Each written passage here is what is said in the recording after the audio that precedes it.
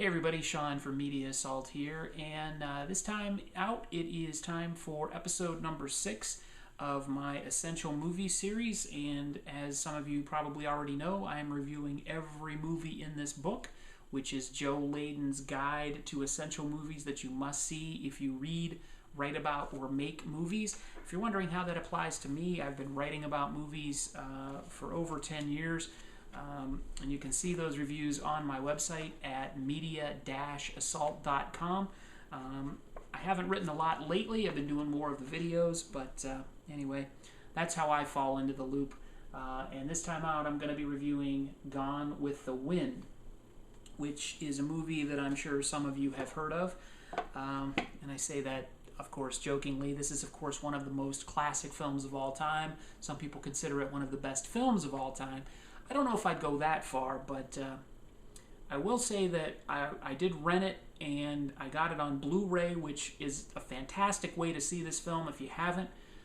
This was the first time I had ever seen this film, and this is one of the movies that made me want to review all of the movies in this book, because it's one of those glaring omissions in my movie watching portfolio or resume, I guess, that I'm kind of ashamed of. Having said that, I've been writing about movies for over 10 years, and then admitting that I haven't seen Gone with the Wind is, how much weight can my reviews actually hold? Well, I've proudly corrected that omission tonight. And that's why this review is going to be a little weird for me, because I know there is an incredible bulk of work, written work, as far as reviews. I didn't check to see if there are any other reviews of Gone with the Wind on YouTube at all. I may have the first one. I may have the 101st one. I have no idea. All I can say is that for me, reviewing this movie is very daunting. Watching this movie was something that made me a little apprehensive. I didn't think I'd like it at all. And I say that knowing full well that most people consider this movie a classic. And that was one of the things that was kind of daunting for me, is that I thought I'd watch it and hate it. Well, I'm proud to say that I watched it, and I sat through the 4-hour running time, or the damn near 4-hour running time, without any interruptions. I will say I'm very glad that there's an intermission about two hours into it, which I took full advantage of. But pretty much I watched it without any interruptions from beginning to end. And I'll make an admission that Birth of a Nation, which was 3 hours long, took me 2 days to watch. Number one, because it was hard to watch in terms of content. Number two is because it was 3 hours long. So I watched it half one night, half the next night. Gone with the Wind, I sat through from beginning to end in one evening, which was tonight. So that said, you may understand this is going to be a positive review of this film. I did enjoy it. Best movie of all time? Probably not. A really good movie that I'd recommend without hesitation? Yes. And really, I probably can't say a lot about this movie that most of you don't already know, but what I will do is I'll kind of frame it through my own experience.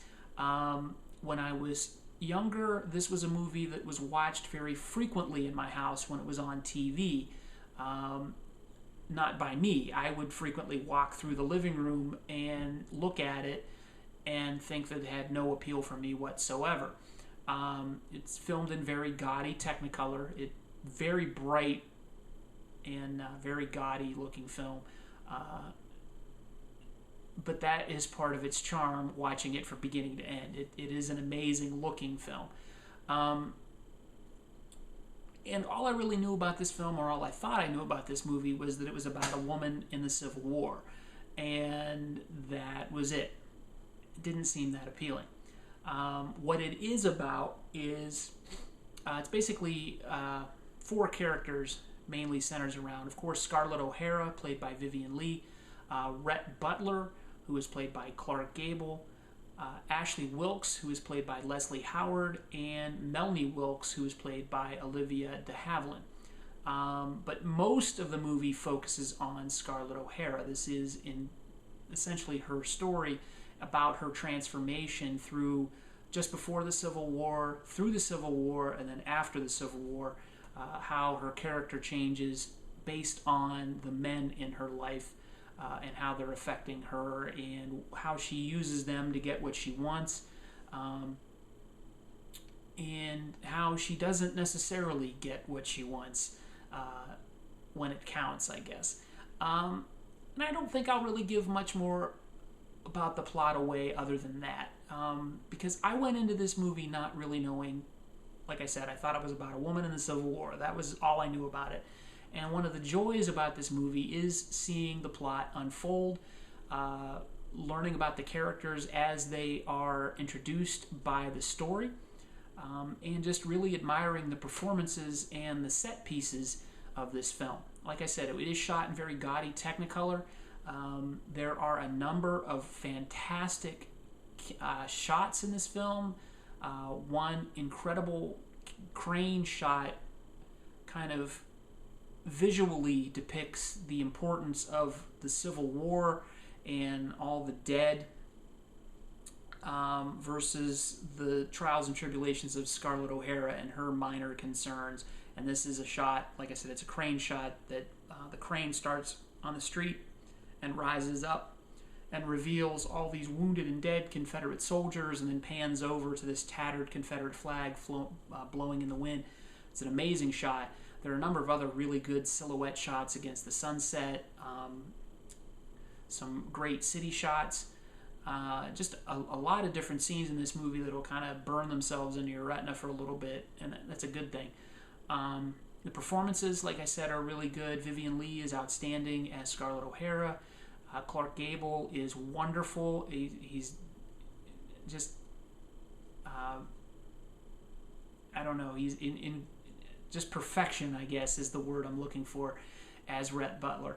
From what I understand, this role was pretty much his from the get-go when they announced there was going to be a film adaptation of the Margaret Mitchell book, and I don't think anybody else would have worked in that role at all. Leslie Howard is good as Ashley Wilkes, although it is strange that he speaks with a British accent. I don't know if that's supposed to imply his sort of, well-to-do background, but it is a little strange. Olivia de Havilland is really good as the selfless Melanie Wilkes. She's a fascinating character, and that's one of the things about this movie that I really thought was impressive, is that as great as it looks and as epic as the movie tries to be, it never loses the humanity of the characters. The characters, while they may not necessarily be realistic, you understand who they are and what they're supposed to be, and they're just done really well. They're fleshed out as much as one could hope in a movie of this type. But you care about what's happening to them, which is something that I think a lot of modern movies just really miss. If they try to be epic, they go all out on epic, and the humanity part is lost. And I think in this film, the humanity is far and away the most important thing in the film, and then the epic part sort of is just the backdrop. Although there are, like I said, some really epic scenes. The Atlanta on Fire, which was something that I knew about from sort of the way it was described to me by my parents when they would watch it. They're like, oh, the scene of Atlanta on Fire is just incredible. To those who are brought up on CGI and things of that nature, and think that something like Clash of the Titans is an epic movie, it may lose some of its power. But considering the technology of the day and what they had to work with in 1939 when this film was made, it's pretty powerful, and it looks damn good 71 years later, let me tell you. So all I can really say about this film to do it justice is that it's very much a movie that I would say has a sort of a timeless quality to it. It does not look like a 70-year-old movie. If you haven't seen this film, see it on Blu-ray if you can. High definition transfer is essentially flawless. I couldn't see anything wrong with the print that they used for this. I believe this came from the 70th anniversary edition that came out in November of 2009. It looks fantastic. That's all I can say. I'm actually considering purchasing a copy myself, just because this is a movie that I would like to own. I would like to have it in my collection, which is something that I'm pretty astonished to say with the knowing the apprehension that I had going into this film. But any movie that I can sit down and watch from beginning to end for 4 hours without an interruption, that's a testament to the quality of this film. If I had any criticisms about this film, the one thing I would say is that the first 2 hours of it, the first 2 hours before the intermission, is extremely well paced. It's tight. It just grabs you and holds you. And then the 2 hours following the intermission, I think could have been trimmed a little bit. It gets a little soap opera-y. There's a lot of repetition with does he love me, does he not type stuff between the characters. That got a little old towards the end. The actual end of the film makes up for it, but it is the last half of the movie that kind of drags just a little bit. There's a lot of dead spots. They don't ruin the movie by any stretch of the imagination, but if I were an editor, I would have tightened it just a bit. But still, the 3 hour and 53-minute running time, it goes by really quick.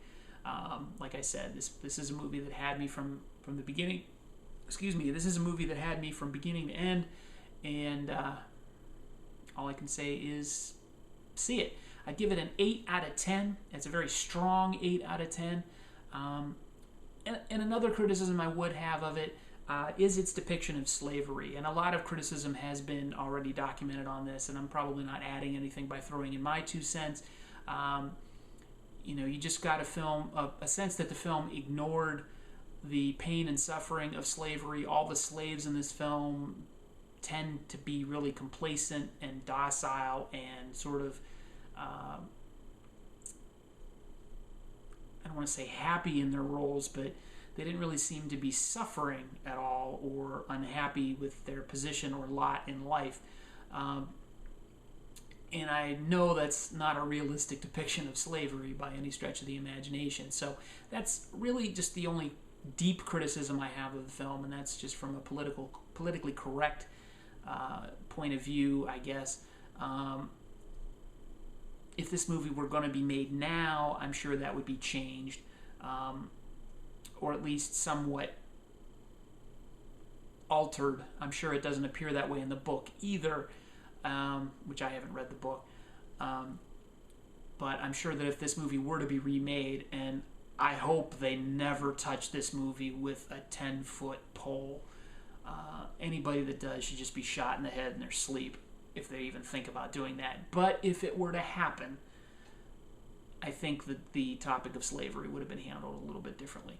But that's really it. That's my main criticism about the film. A little bit slow in the second half, and the slavery aspect of it is probably a little unrealistic. But everything else, based on the type of movie it is and what it's trying to do, I think it succeeds greatly. 8 out of 10. See it, rent it, buy it, whatever you got to do. Check out Gone with the Wind. And like I said, this is the first time I've seen it. I'm very happy that I watched it. I will watch it again, I'm sure. This time with no apprehension. So stay tuned for my next review in the Essential Movie Series, which will be coming up in a couple of days. That'll be Citizen Kane, another small little independent movie you may never have heard of. Kidding. And then, of course, I've got some stuff coming up for Halloween. This is October 2010.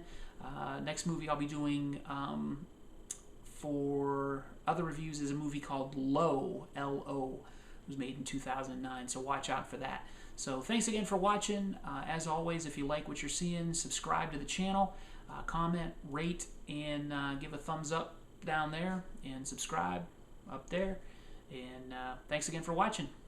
Take it easy.